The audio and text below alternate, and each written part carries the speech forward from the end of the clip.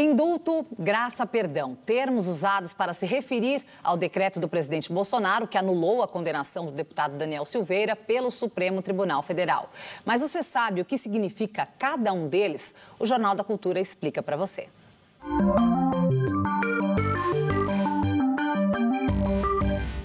Há 2 anos, o presidente Jair Bolsonaro concedeu indulto a presos com doenças graves ou em estado terminal. E com isso, eles ganharam a liberdade. Foi um ato previsto na Constituição que beneficiou vários detentos coletivamente. É disso, portanto, que trata o indulto, um ato de clemência coletivo. Ontem, o presidente editou um decreto que juridicamente ganha o nome de graça constitucional, um tipo de clemência pessoal e individual, nunca antes usada, desde a promulgação da Constituição. A intenção foi perdoar os crimes atribuídos ao deputado federal Daniel Silveira, que faz parte da sua base de sustentação política, mas que chegou a ameaçar fisicamente os integrantes do Supremo Tribunal Federal. Tanto no indulto quanto na graça, os efeitos são os mesmos. Na graça, como no indulto, se termina com a execução da pena e mantidos são os efeitos decorrentes da condenação, como, por exemplo, inelegibilidade, perda de mandato. O que termina é, na graça, a pena.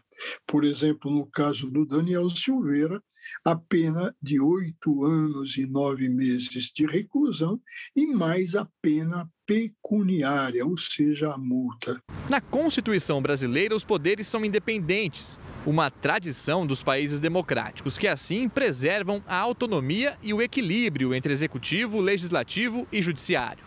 Ao passar por cima de uma decisão do STF, o presidente pode ter extrapolado as suas competências como mandatário.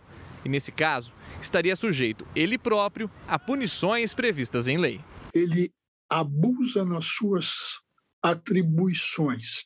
Ele comete crime de responsabilidade ao impedir que o Supremo, por esse decreto, cumpre a sua função e a sua competência constitucional.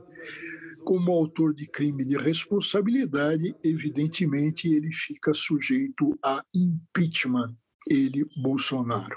Segundo o jurista, a pena imposta ao deputado pode ter sido muito dura. Foi maldosada, dentre outras coisas, porque se esqueceu, por exemplo, de aplicar a atenuante da confissão. O réu confessou e a lei diz que a atenuante da confissão é obrigatória. Não se levou em conta o fato de Daniel Silveira ser primário, tecnicamente primário.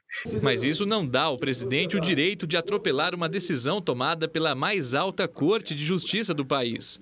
E ainda antes do chamado trânsito em julgado, quando se esgotam todos os recursos da defesa do réu. O decreto foi precipitado, porque ainda não tinha o trânsito em julgado, além de inconstitucional. É um ato do presidente da República nulo de pleno direito, equiparável a um ato inexistente, que não tem efeito jurídico algum. Os poderes são autônomos e não existe a possibilidade do poder executivo julgar e cassar, rescindir uma condenação do Supremo Tribunal Federal